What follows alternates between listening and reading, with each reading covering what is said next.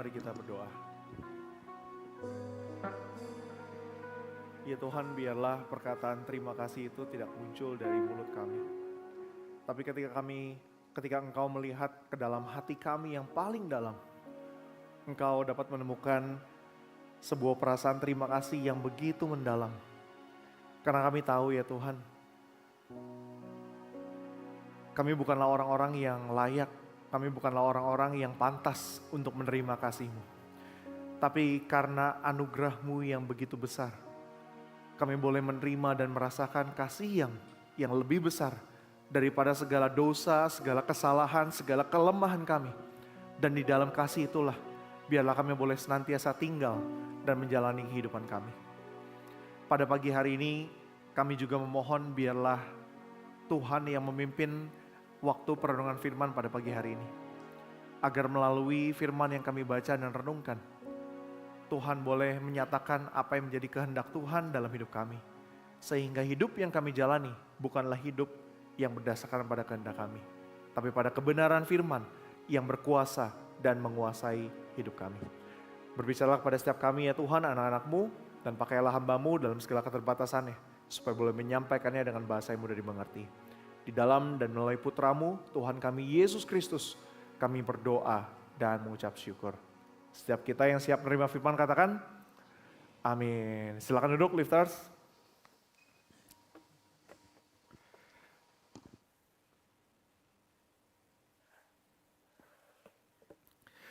Shalom saudara-saudara. Ya, sebentar lagi atau mungkin besok ya, sebagian dari kita ada yang baru memulai rutinitas sehari-hari, atau mungkin ada beberapa yang sudah mulai di tengah minggu kemarin. Namun saya bersyukur kalau misalkan kita pagi hari ini bisa bersama-sama beribadah, bersekutu. Saudara, pagi hari ini menjadi satu tema yang kita akan sama-sama renungkan. Di akhir tema perenungan selama bulan Maret kita bicara tentang menghidupi iman yang steady gitu di dalam kondisi atau keadaan yang mungkin seringkali goyah. Tapi biarlah di dalam iman yang kita bangun di hadapan Tuhan, kita dapat selalu hidup di tengah-tengah kondisi yang mungkin tidak stabil sekalipun, tapi iman kita bisa tetap teguh dan juga stabil di hadapan Tuhan. Saudara, pagi hari ini saya ingin ajak kita buka dari satu bagian firman Tuhan, Yohanes pasal 18. Mari kita baca bagian ini secara bergantian. Ya, bagian ini mulai dari ayat 28 sampai ayat yang ke-40. Kita baca bagian ini secara bergantian. Saya baca ayat yang genap, saudara-saudara sekalian baca ayat yang ganjil sampai ayat yang ke-40 kita baca bergantian. Sudah ketemu? Mari kita baca bersama-sama, mulai dari ayat 28, kemudian saudara ayat 29 dan seterusnya. Elai memberi judul Yesus di hadapan Pilatus. Sesudah itu mereka membawa Yesus dari Kayafas ke istana gubernur. Waktu itu dini hari, mereka sendiri tidak masuk ke istana itu supaya jangan menajiskan diri, sebab mereka hendak makan Paskah.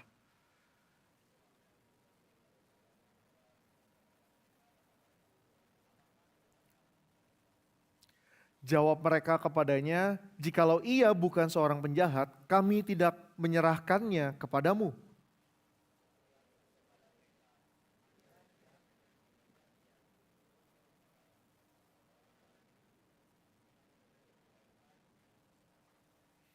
Demikianlah supaya digenapi firman Yesus yang dikatakannya untuk menyatakan bagaimana caranya ia akan mati.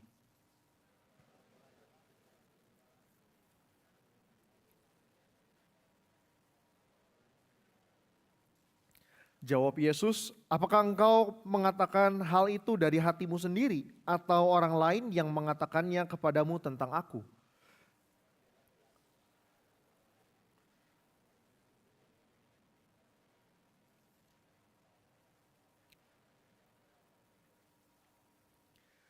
Jawab Yesus, kerajaanku bukan dari dunia ini.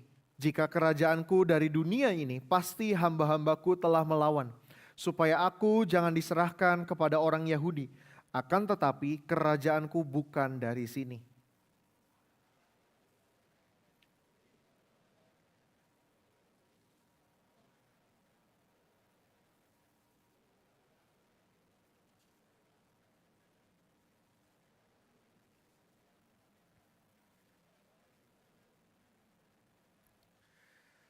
Kata Pilatus kepadanya, apakah kebenaran itu? Sesudah mengatakan demikian, Pilatus keluar lagi mendapatkan orang-orang Yahudi dan berkata kepada mereka, aku tidak mendapati kesalahan apapun padanya.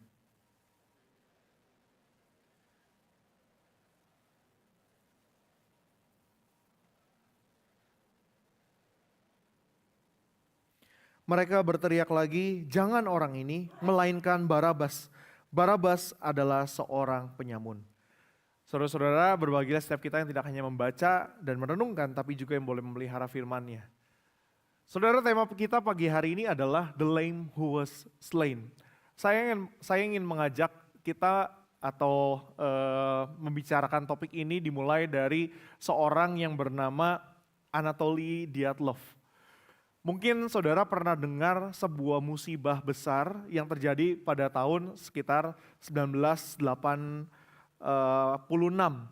di mana ada musibah besar yang terjadi karena adanya reaktor nuklir yang meledak sehingga menyebabkan radiasi yang sangat luas di banyak negara di bagian Eropa, dan radiasi itu menyebabkan banyak orang yang meninggal sesaat setelah terpapar radiasi, dan saudara bahkan sebagian orang umurnya jadi nggak panjang gitu karena ada penyakit yang diderita. Dari kejadian bencana ini, saudara, ada seorang yang dikatakan menjadi salah seorang penyebab terjadinya bencana ini. Nama bencananya itu Chernobyl, saudara. Kalau mungkin saudara pernah dengar, Chernobyl ini juga pernah dijadikan baik itu film, mini series gitu. Dan yang menggambarkan tentang bagaimana bencana ini akhirnya bisa terjadi dan menjadi musibah yang besar pada saat itu. Saudara, Anatoly Dyatlov ini adalah orang yang dikatakan sebagai penanggung jawab kejadian pada saat itu. Singkatnya, dia adalah seorang kepala yang bertanggung jawab untuk melihat apa yang terjadi dalam reaktor nuklir pada saat itu. Tapi saudara, saat itu seharusnya ada sebuah reaktor nuklir yang dimatikan selama 24 jam. Tetapi pada saat itu Anatoly Dyatlov mengatakan ini tidak boleh dimatikan. Kenapa? Karena tes harus terus berjalan. Sedangkan anak buahnya yang ada di bawah pimpinannya itu sudah memperingatkan agar reaktornya dimatikan. Bahkan Anatoly Dyatlov ini tidak menghiraukan apa yang dikatakan. Dia tetap menyalakan, bahkan sistem keamanannya di bypass, saudara. Sistem keamanan reaktornya di bypass. Jadi ketika ada alert, warning yang terjadi itu nggak muncul karena di bypass, semuanya dimatiin. Dan akhirnya tahu kita semua bencana Chernobyl ini terjadi. Banyak orang yang terkena meninggal karena terpapar radiasi dari ledakan reaktor nuklir ini. Saudara, Anatoly Dyatlov ini bukan orang yang tidak tahu bagaimana fisikanya, bagaimana yang seharusnya dilakukan. Dia tahu dengan betul yang seharusnya dilakukan. Dia tahu kalau reaktor nuklir yang pada saat itu harusnya dimatikan, itu tidak boleh diteruskan. Tapi pada saat itu dia memilih untuk mengabaikan kebenaran yang dia tahu. Dia memilih untuk mengabaikan bahkan pendapat atau masukan dari orang-orang yang ada di bawahnya yang mengatakan ini bisa terjadi bahaya. Tapi dia mengabaikan, dan pada akhirnya Chernobyl ini terjadi, Bapak Ibu Saudara. Saudara, hal atau bencana ini adalah sesuatu yang tentu besar dan menjadi catatan sejarah. Banyak orang yang melihat dan juga mempelajari dari bencana yang terjadi ini. Tapi saudara, kisah yang saya bagikan barusan, ini menjadi sebuah kisah yang sesungguhnya tidak hanya dialami, yang tidak hanya ditemukan oleh seorang yang bernama Anatoly Dyatlov. Karena pada dasarnya di dalam Alkitab pun kita dapat menemukan bagaimana seorang yang tahu akan kebenaran, orang yang paham apa yang seharusnya dilakukan, tetapi orang ini memilih untuk tidak melakukan kebenaran itu. Orang ini memilih untuk mengabaikan kebenaran itu dan pada akhirnya membuat sesuatu terjadi yang tidak seharusnya. Orang ini bernama Pilatus. Pilatus yang kita tahu dan kita kenal sebagai orang yang pada akhirnya membuat seorang yang bernama Yesus itu harus tergantung di atas kayu salib. Tapi saudara, kalau kita hanya berfokus pada kejadian yang singkat ini, yang kita baca barusan, di mana Yesus diperhadapkan dengan seorang Pilatus. Pertanyaannya, apakah kematian Yesus itu hanya sekedar sebuah kesalahan keputusan yang disebabkan oleh Pilatus? Apakah kematian Yesus yang kita lihat di atas kayu salib itu menjadi sebuah kematian yang kalau Pilatus tidak memutuskan seperti yang dituliskan Alkitab, kematian itu tidak akan terjadi? Atau justru kita dapat melihat sesuatu yang lebih besar daripada sebuah kesalahan keputusan yang diambil oleh seorang Pilatus? Saudara, pagi hari ini saya ingin mengajak kita untuk melihat lebih dalam. Bukan hanya sekedar dari proses bagaimana Pilatus yang akhirnya memutuskan untuk tidak berdiri di dalam kebenaran atau di atas kebenaran, tapi justru bagaimana sesungguhnya Yesuslah yang telah merancangkan segala sesuatunya sampai pada akhirnya dia bisa mati di atas kayu salib. Saudara, Pilatus ini adalah seorang yang cukup menarik. Karena sesungguhnya kalau kita melihat sejarahnya, Pilatus ini bukan orang yang berasal dari kerajaan Romawi begitu. Karena dia menikah dengan salah seorang anak bangsawan, jadi dia menjadi ada di bawah pemerintahan Romawi. Dan dia punya jabatan di sana. Dan sesungguhnya orang ini orang yang cukup problematik. Dia punya ambisi yang tinggi, tapi dia tidak dibandingkan dengan sebuah karakter yang baik. Sehingga dalam catatan sejarah banyak menemukan bahwa Pilatus ini adalah seorang yang seringkali bertindak semaunya dia. Yang mudah sangat sekali berkompromi. Satu waktu digambarkan bagaimana dia membuat sebuah keputusan. Keputusan yang tentu berdasarkan keinginan dia. Dan pada waktu itu ada orang-orang rakyat yang tidak terima. Rakyat yang tidak terima akhirnya memprotes, mendemo, dan saudara tahu Pilatus menyuruh para prajurit menggunakan pakaian seperti warga biasa. Yang ceritanya jadi preman, kemudian dia datang di tengah-tengah demonstran itu, akhirnya demonstran itu dipukulin. Bahkan Lukas 13 pernah mencatat saudara-saudara, Pilatus ketika orang-orang pada saat itu sedang beribadah, orang-orang yang telah beribadah itu dibunuh karena memprotes dan darahnya itu dicampur dengan darah persembahan yang dipersembahkan untuk korban. Saudara, orang ini orang yang sangat-sangat problematik. Dan saudara, namun kalau kita melihat apa yang Yohanes catat, saudara, di dalam pasal 18 khususnya. Saya ingin bertanya kepada saudara-saudara sekalian. Kalau kita melihat bacaan ini sekilas ya. Sesungguhnya pertanyaannya, apakah Yesus sungguh-sungguh diadili oleh seorang Pilatus? Apakah Yesus adalah orang yang menghadapi pengadilan yang dipimpin oleh Pilatus atau justru sebaliknya? Ketika Yesus berhadapan dengan Pilatus, justru Pilatuslah yang sedang diadili oleh Yesus. Saudara, bagian ini ketika saya menelusurinya sangat-sangat menarik. Kenapa? Karena seringkali kita banyak melihat, oh memang ini adalah keputusan seorang Pilatus yang akhirnya menyebabkan Yesus mati di atas kayu salib. Bahkan Pilatus dicatat mencuci tangannya karena dia tidak mau dinilai bersalah. Pada saat itu kondisi politisnya sedang tidak dalam kondisi yang baik-baik saja. Jadi dia tidak mau karena keputusannya itu mempengaruhi jabatannya. Sehingga dia bilang, saya tidak bersalah atas darah orang ini gitu. Tapi orang-orang banyak bahkan berkata di Matius, biarlah darah orang ini ditumpahkan kepada kami semua gitu. Kami yang bertanggung jawab. Saudara, kalau kita melihat apa yang Yohanes catat, sesungguhnya Yohanes bukan lagi mencatat bahwa kematian Yesus akibat salah keputusan seorang yang bernama Pilatus.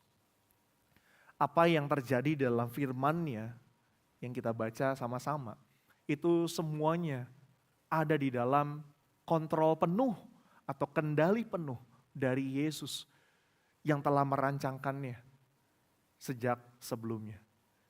Saudara, ketika kita baca di dalam bagian pasal yang ke-33, Pilatus berkata, apakah engkau raja orang Yahudi? Apakah engkau raja orang Yahudi? Pertanyaan ini itu bukan muncul karena spontan aja Bapak Ibu Saudara. Maksudnya pertanyaan ini memang sepertinya terlihat pertanyaan biasa. Tapi kalau kita memperhatikan keempat Injil mencatat pertanyaan yang sama yang Pilatus sampaikan buat Yesus. Karena Pilatus melihat Yesus dalam kondisi yang mungkin pakaiannya kusam, mukanya sedang terlihat begitu lelah, penampilannya sangat kucel, dan orang banyak bilang bahwa dia adalah raja.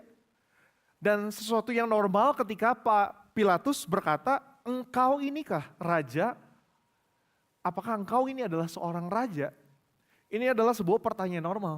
Tetapi ketika Yesus membalas pertanyaan itu, menjawab pertanyaan itu, ini menjadi sebuah hal yang menarik karena seolah-olah dari jawaban Tuhan Yesus, sesungguhnya Pilatuslah yang sedang diadili oleh Tuhan Yesus itu sendiri. Saudara, sekali lagi bagian ini ketika Yohanes mencatat, Yohanes sedang tidak ingin menunjukkan bahwa memang dari perspektif manusia, Yesus itu seolah-olah sedang diarahkan ke salib. Dari mulai Yudas yang minggu lalu kita bahas, Yudas mengkhianati Yesus, kemudian dari keputusan dan juga hasil pengadilan dari pemerintahan pada saat itu yang memutuskan untuk Yesus mati di atas kayu salib. Tapi kalau kita mundur sedikit, saudara-saudara, kita perlu menyadari bahwa di dalam keseluruhan Injil, kita akan menemukan satu kebenaran, bahwa Yesus lahir untuk mati. Ketika Yesus lahir di dalam dunia ini, dia lahir untuk mati. Dan di dalam kematiannya, kita memang menemukan dia adalah seorang yang tidak bersalah. Dia bukan orang yang melakukan kesalahan dan pantas dihukum. Tapi justru saudara, kita perlu sadar bahwa Yesus juga bukan seorang korban. Ini yang saya ingin ajak untuk kita lihat sama-sama. Yesus memang tidak bersalah, tapi Yesus pun bukan seorang korban. Bagaimana kita bisa melihat Yesus bukan seorang korban? Karena kalau kita bicara seorang korban itu tidak punya kuasa, tidak punya kendali atas apa yang sedang terjadi. Kalau kita hanya membaca sekilas bagian firman Tuhan, mungkin kita akan melihat seolah-olah seperti seorang korban. Tapi mari kita lihat bahwa sesungguhnya kematian Yesus itu adalah kematian yang sudah dirancang oleh Yesus itu sendiri. Bahkan bukan hanya kematiannya saja, tetapi cara Yesus mati sudah ditulis, sudah dirancang oleh Yesus. Saudara, kita lihat bagian Yohanes pasal 3, Yohanes pasal 8, Yohanes pasal 12. Berkali-kali Yesus mengatakan tentang anak manusia yang harus ditinggikan. Anak manusia yang harus ditinggikan. Saudara, istilah ini berasal dari kejadian yang ada di dalam perjanjian lama.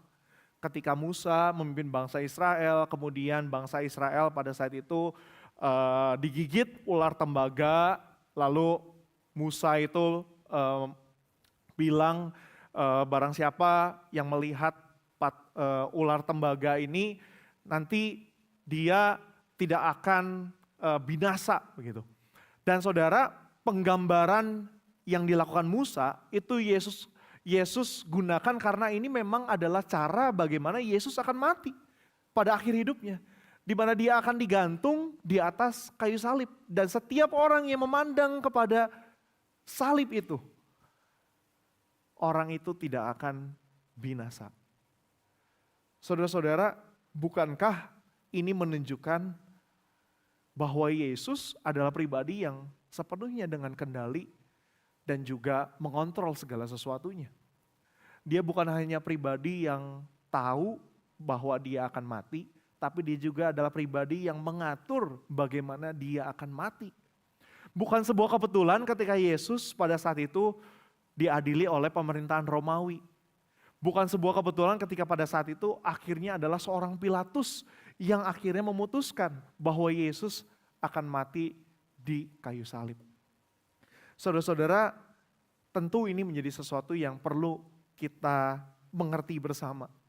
Karena kalau kita hanya melihat kematian Yesus dari sebuah kesalahan keputusan, maka mungkin kita akan melihat Yesus adalah seorang korban. Korban dari ketidakadilan, korban dari keputusan yang seharusnya tidak demikian. Namun sebagian orang tidak hanya melihat Yesus ini sebagai seorang korban. Ada sebagian orang yang melihat bahwa Yesus mungkin dikatakan sebagai seorang martir yang mati mempertahankan kebenarannya sampai akhir hidupnya. Tapi pandangan demikian juga bukanlah sebuah pandangan yang tepat, Bapak Ibu Saudara. Karena apa? Ketika kita melihat ada seorang martir yang mati karena kebenaran yang ia bawa pertahankan sampai akhir hidupnya. Apa hasil daripada kita melihat kisah hidup seorang martir tersebut? Mungkin hati kita tergugah, bukan? Kita merasa saya juga harus berani memperjuangkan kebenaran itu. Saya juga harus berani hidup demi kebenaran itu. Seperti seorang martir yang pada akhirnya mati sampai pada akhir hidupnya. Namun saudara, kematian Yesus bukanlah menjadi sebuah kematian yang pantas untuk kita katakan sebagai seorang martir. Karena justru saudara-saudara, kematiannya itu bukan hanya sekedar memberikan sebuah teladan, tapi justru juga membuat kita menyadari hal yang lebih besar daripada seorang teladan iman. Karena kematiannya harus kita lihat sebagai sosok seorang penyelamat. Saudara, kita ini gak perlu korban yang menggantikan diri kita. Kita ini gak perlu seorang contoh yang sepertinya mencontohkan gimana sih caranya harus kita mati tuh di akhir hidup nanti. Tapi justru kita perlu seorang penyelamat yang menyelamatkan kita. Menyelamatkan dari apa saudara? Dari hukuman dosa yang kita tahu ini adalah akar yang menjadi permasalahan kita semua sebagai manusia. Saudara, saya ingin mengajak kita mengingat apa yang pernah terjadi di tahun yang lalu. Saudara ingat seorang yang bernama Afan Kurniawan.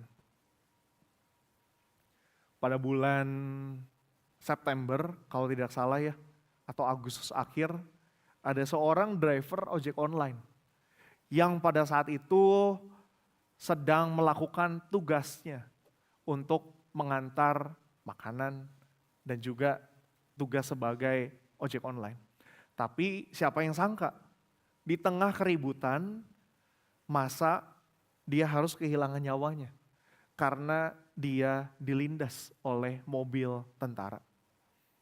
Saudara, waktu kita lihat kejadian ini, apa yang kita rasakan? Afan adalah seorang korban. Korban yang tidak seharusnya mati. Kita merasa kasihan, kita merasa berempati. Kita merasa ingin memberikan sebuah kepedulian kepada keluarga yang ditinggalkan. Bahkan kita menuntut ketidakadilan atas diri seorang Afan, bukan? Kita merasa pemerintah harus diadili orang yang melindas Afan. Ini gak boleh dibiarin. Gak boleh ada ketidakadilan. Kita harus memperjuangkan hak dan juga keadilan yang harus dialami oleh keluarganya. Saudara, kalau kita melihat Yesus sebagai korban saja, mungkin hanya sampai situ perasaan yang kita miliki. Kita merasa kasihan, kita merasa Pilatus dan pemerintahan Romawi harus diadili. Tapi bukankah seharusnya tidak berhenti sampai di sana? Kalau kita melihat Yesus sebagai seorang martir, juga demikian. Kita mungkin melihat sebuah teladan, sebuah role model yang baik, bagaimana orang yang hidup mempertahankan kebenaran sampai akhir. Tapi bukankah salib itu sesuatu yang perlu direspon lebih dari sekedar keberanian. Keberanian untuk kita hidup memperjuangkan kebenaran. Mungkin seringkali kita merasa takut. Kita merasa, Tuhan, saya nggak berani melakukan yang benar karena saya punya banyak tekanan, Tuhan. Tapi karena saya melihat ada teladan yang Tuhan lakukan, maka saya mau hidup benar. Saya berani memperjuangkan kebenaran. Tapi saudara, pagi hari ini saya ingin bilang, ketika kita meresponi kematian Yesus hanya sebatas memberikan keberanian, sesungguhnya kita sedang memaknai salib dengan cara yang keliru.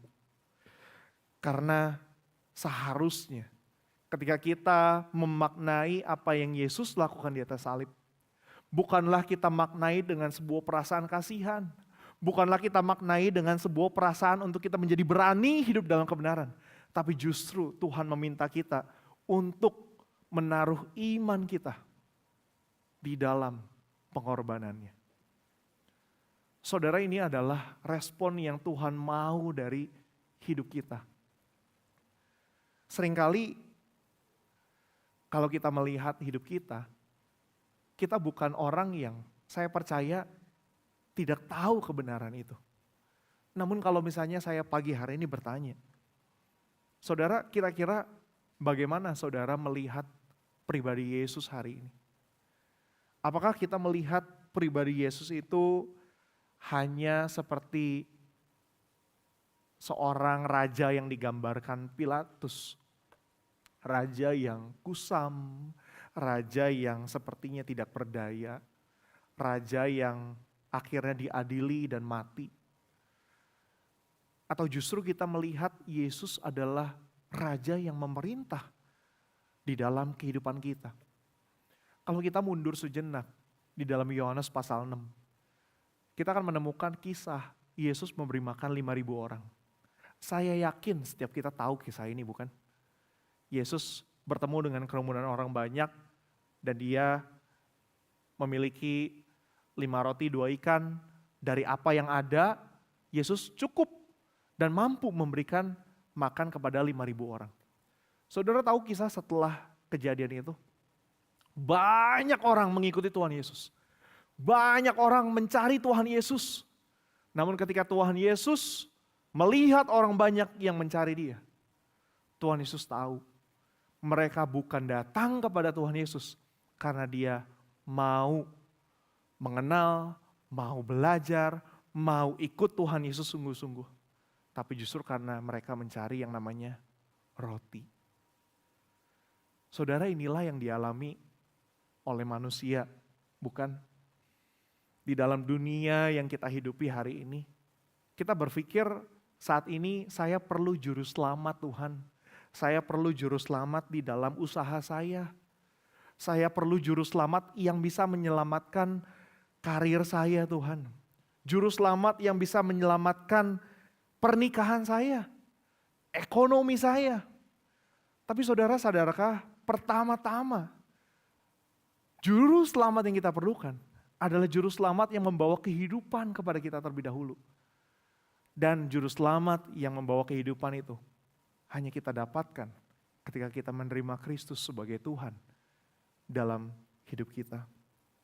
Saudara, karena kita gagal memahami hal ini, karena kita seringkali mencari juru selamat yang lain terlebih dahulu, maka no wonder seringkali kita berkompromi dengan yang namanya kebenaran.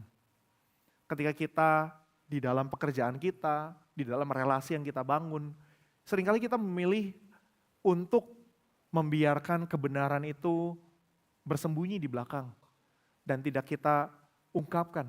Karena kita mungkin memilih yang namanya kenyamanan, memilih yang namanya sebuah kepastian, memilih yang namanya sesuatu yang dapat kita kendalikan oleh tangan kita, yang pada akhirnya membuat kita tidak berdiri di atas kebenaran itu. Tapi saudara, marilah kita melihat kembali di dalam hidup kita hari ini di hadapan Tuhan.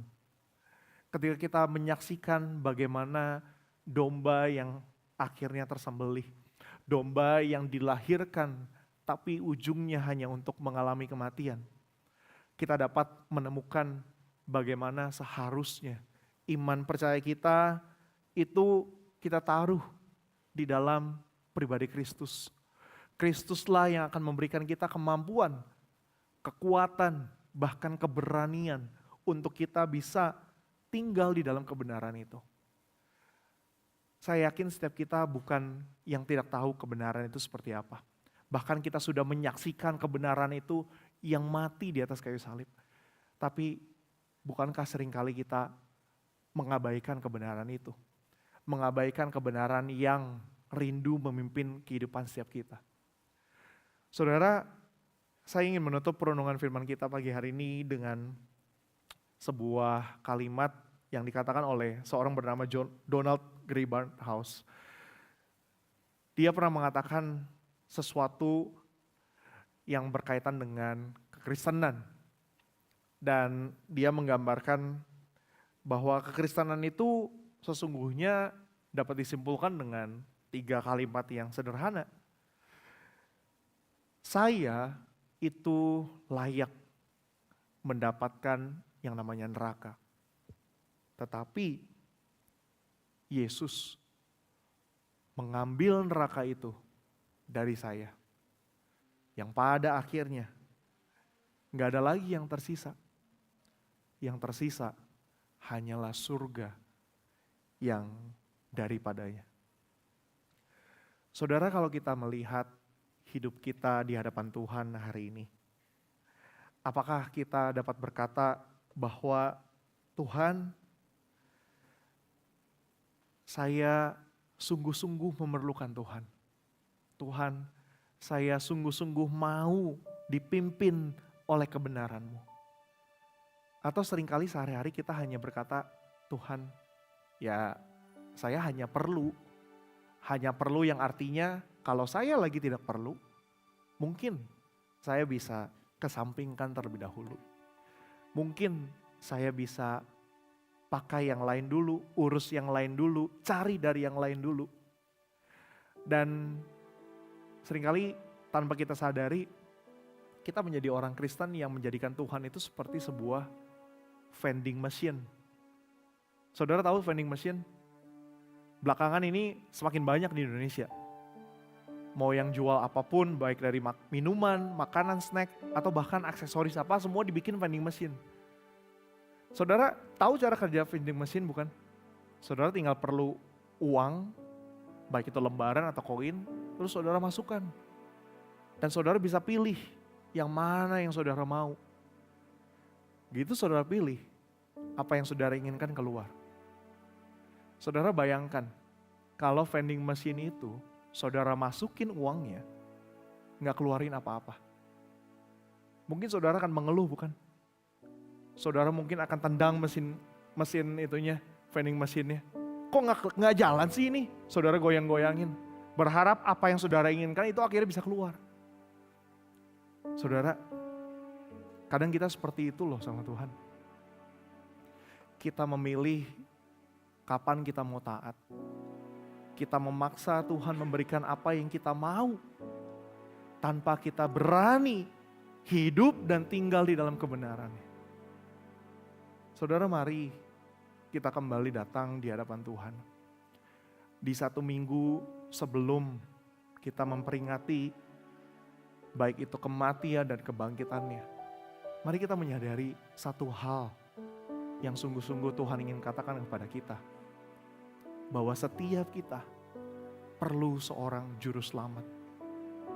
Juru selamat yang memberikan kepada kita kehidupan.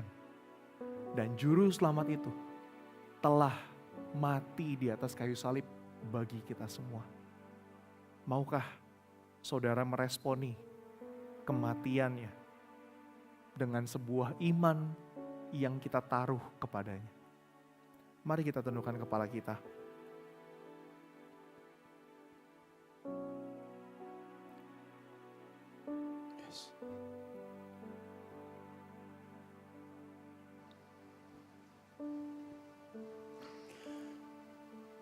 Saya mau ikut Yesus. Saya mau ikut Yesus sampai selama-lamanya. Saya mau ikut Yesus.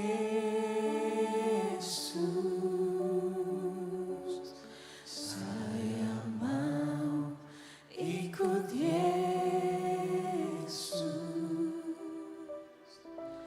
sampai selama-lamanya. Meskipun saya susah menderita dalam dunia, saya mau ikut Yesus sampai selama-lamanya. Saya mau ikut Yesus. Saya mau ikut Yesus sampai selama-lamanya.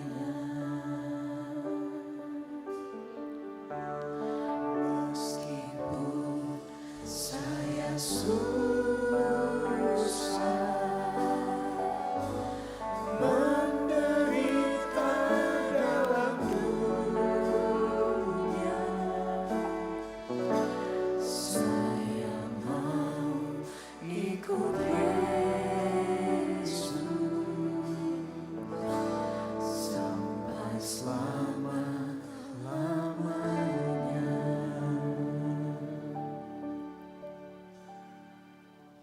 Saudara, adakah pagi hari ini Tuhan menemukan sebuah hati yang mau secara total menyerahkan hidupnya kepadanya? Sama seperti Kristus yang telah menyerahkan hidupnya bagi setiap kita yang berdosa. Maukah saudara meresponi pengorbanannya di atas kayu salib dengan sebuah hidup yang bukan hanya berani untuk berdiri dalam kebenaran, tapi justru beriman sepenuhnya di dalam Tuhan.